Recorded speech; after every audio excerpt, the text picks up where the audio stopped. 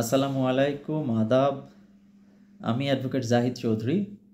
আমি ভাবছিলাম যে কিছু কিছু লিগ্যাল ম্যাটার্স, ছোট ছোট লিগ্যাল কোয়েশ্চেন্স এর বিষয়ে মাঝে মাঝে আমরা কেন কিছু ভিডিও আপলোড করি না।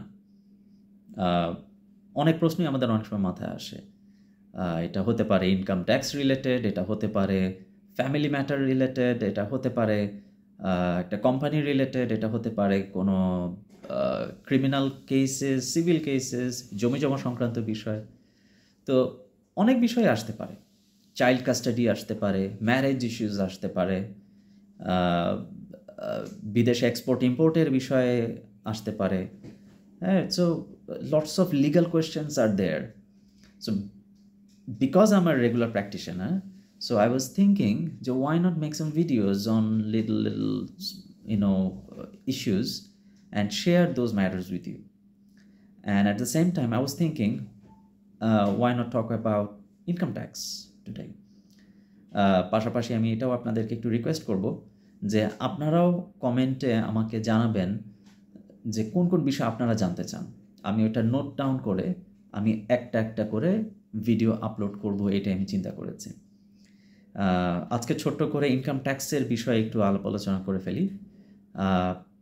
যারাই আমরা চাকরি করছি, ব্যবসা করছি অথবা বাসা ভাড়া পাচ্ছি, তাদের বছর শেষে ইনকাম ট্যাক্স রিটার্ন জমা দেওয়ার একটা বিষয় থাকে।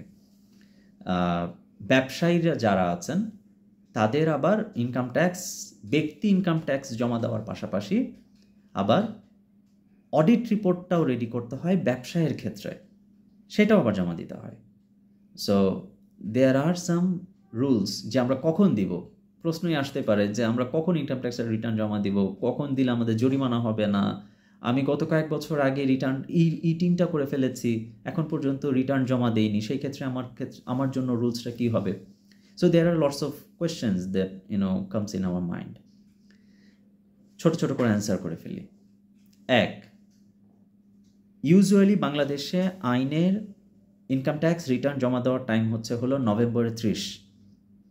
কিন্তু কোন ইনকামের রিটার্নটা আমরা জমা দেব, কোন ইনকামের হিসাবটা দিব, আয় ব্যয়ের হিসাবটা, সেটা হলো আগের বছরের জুলাইয়ের 1 তারিখ থেকে শুরু করে জুন মাসের 30 তারিখ পর্যন্ত পরের বছরের, অর্থাৎ 2024 সালের নভেম্বরে যে আপনি রিটার্নটা জমা দিবেন সেটা হলো 2023 সালের জুলাইয়ের 1 তারিখ থেকে 24-এর জুন মাসের 30 তারিখ পর্যন্ত যে ইনকামটা হয়েছে সেটার হিসাবটা আমরা জমা দিব। পরের বছর আবার সেম।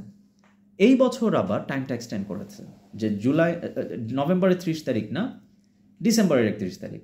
আবার লাস্ট মোমেন্টে এটাও এক্সটেন্ড হয়েছে জানুয়ারি মাসের 31 তারিখ। অর্থাৎ আপনারা যারা এখনও জমা দেননি তারাও আপনারা জমা দিতে পারবেন।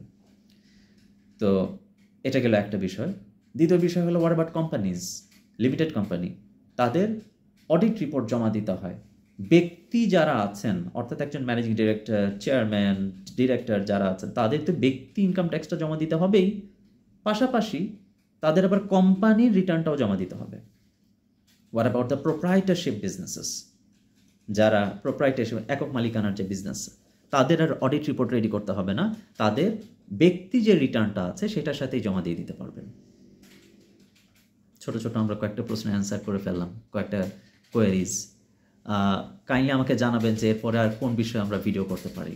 আর যদি পছন্দ হয়ে থাকে কাইন্ডলি সবাই যেভাবে বলে যে লাইক, কমেন্ট, সাবস্ক্রাইব আর শেয়ার।